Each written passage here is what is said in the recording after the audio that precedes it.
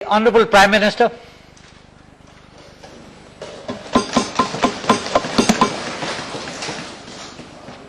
आदरणीय सभापति जी,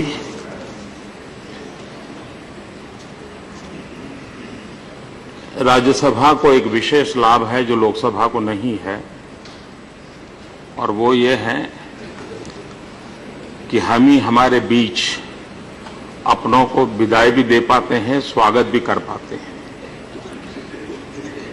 वो सौभाग्य लोकसभा को नहीं है।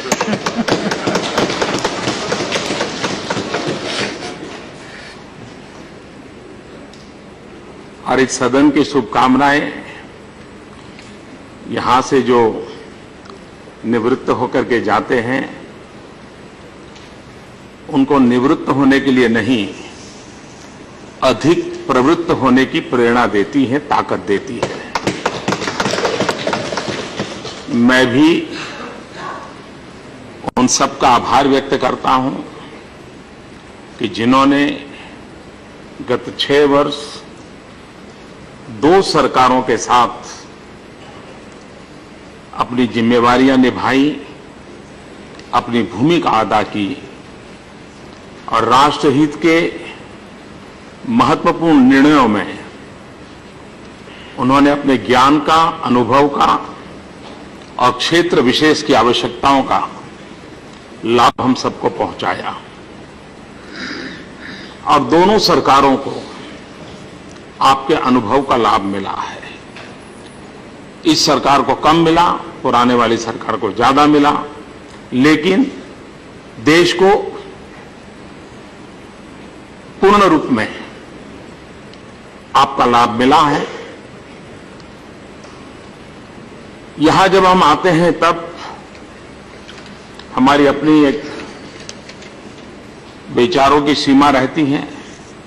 यहां देश के हर कोने से, हर प्रकार के पार्श्वभूमि के लोगों के साथ बैठने से, विचार विमर्श करने से हमारा अपना भी सोचने का दायरा बहुत विशाल हो जाता है। और एक प्रकार से सदन में आते समय हम जो थे, सदन से जाते समय हम बहुत कुछ और होते हैं। और ये जो बहुत कुछ और होते हैं वो राष्ट्र की, समाज की पूंजी बनता है। और मैं समझता हूं कि सदन ने हमें बड़ा बनाने में, हमारे ज्ञानवर्धन में, हमारे विजन के विस्तार के लिए बहुत बड़ी अहम भूमिका निभाई है। हर साथियों ने भूमिका निभाई है। और उस महान संपुट को लेकर के हम जा रहे हैं, तो जाने के बाद भी क्षेत्र विशेष के लिए, समस्या विशेष के लिए और राष्ट्र के लिए आपका अनुभव काम आता रहेगा। मेरी आप सबको हमेशा हमेशा बहुत शुभकामनाएं रहती है और रहेगी। सदन से जाने के बाद ये सरकार आपके लिए उसी प्रकार से काम करने के लिए तत्पर रहेगी जिस प्रकार से एक सदस्य के तौर पर आपका हक बनता है। और इसलिए जाने के बाद भी जहां तक सरकार का मसला है, आपका वैसा ही हक बना रहेगा।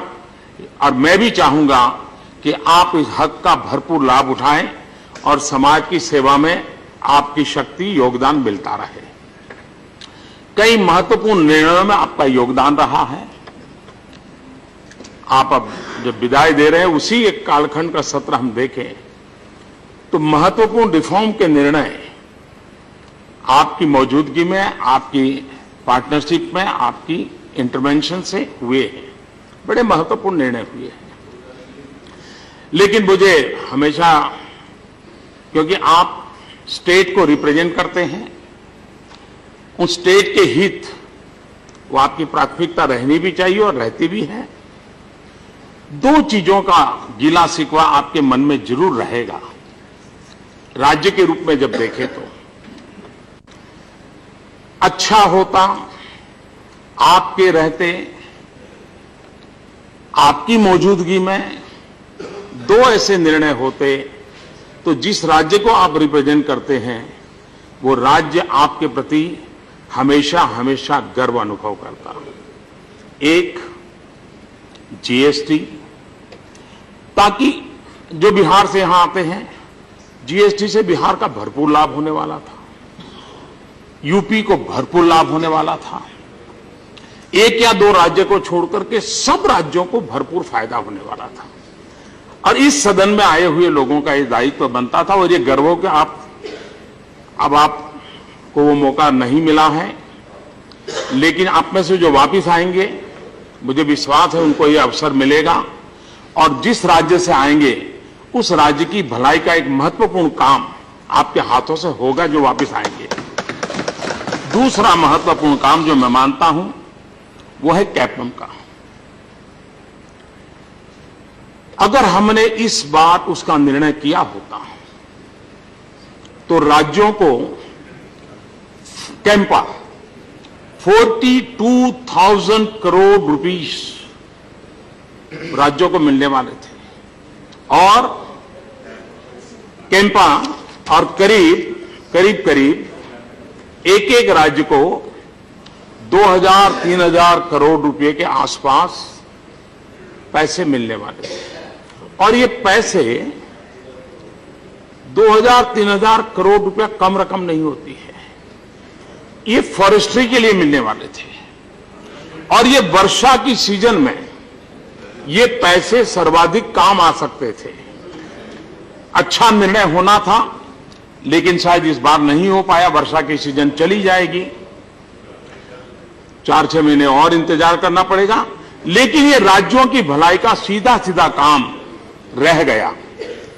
मैं मानता हूं कि आप जहां भी होंगे, आप शुभकामनाएं देते रहिए, प्रयास करते रहिए, ताकि राज्यों को जो लाभ पहुंचाने का काम ये सदन कर सकता है, वो शायद और सदन कम कर सकता है।